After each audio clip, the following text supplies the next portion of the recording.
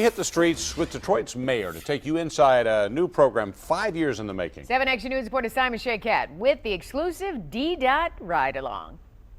For thousands of Detroiters, getting to and from work every single day just got a whole lot easier. And the mayor is taking a trip with us to talk about 24-hour bus service. How are you? What's your name? It's almost 3 a.m. and the Motor City's newest mode of transportation is up and running. Word spreading almost as fast as the excitement. I'm glad to see that the Woodward is running all night again. Yeah. Glad to see that. We needed to do that. In a real city, the buses run 24 hours. Exactly. Signs of progress seem to be everywhere. Transit police on buses, security cameras, and above all, increased service means more opportunity. Typically, you don't want to have to schedule life around the bus schedule. You want to be able to live your life. Ruth Johnson has been riding D-Dot for decades and knows firsthand how badly this was needed. You remember the story about James Robertson, the 21-mile man.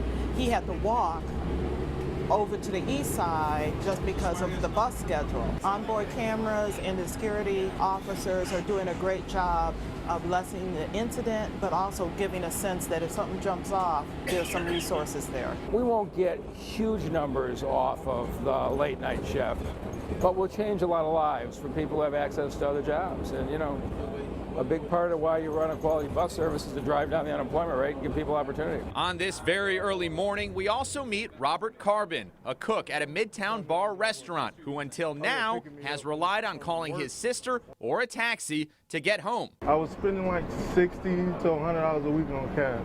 You don't need to be spending that. No. And I bet your sister appreciates not being called at 2 in the morning for a ride. The initial 3 routes cover Grand River, Woodward, and Gratiot, but more routes are in the works, and the funding comes from improved planning. There's also been a groundswell of support for this. We had a number of trips with no riders. We cut the least productive trips, and we put that money into the areas that needed 24-hour service. Buses are now running on time with 600,000 riders a week. Each morning, 200 buses are on the roads, thanks to a federal grant that provided 80 new state-of-the-art buses. We have a city that's growing. We have businesses operating all hours now, and it's time we have bus service. Students will also find it easier getting to and from late-night and early morning classes in a city where 1/3 of people don't have access to a car. This rollout part of a mayoral campaign promise after the city stopped 24-hour service for 5 long years. For more information on specific routes, you can download the city's app or you can go to their website. We'll put a link on our site, WXYZ.com.